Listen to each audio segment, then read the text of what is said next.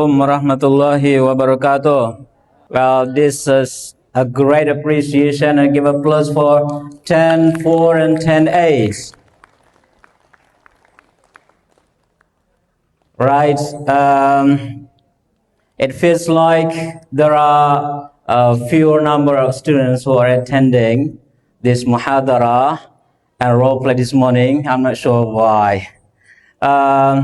But it seems maybe some of your friends are busy out of the school and then perhaps preparing the competition or maybe focusing on the other activities.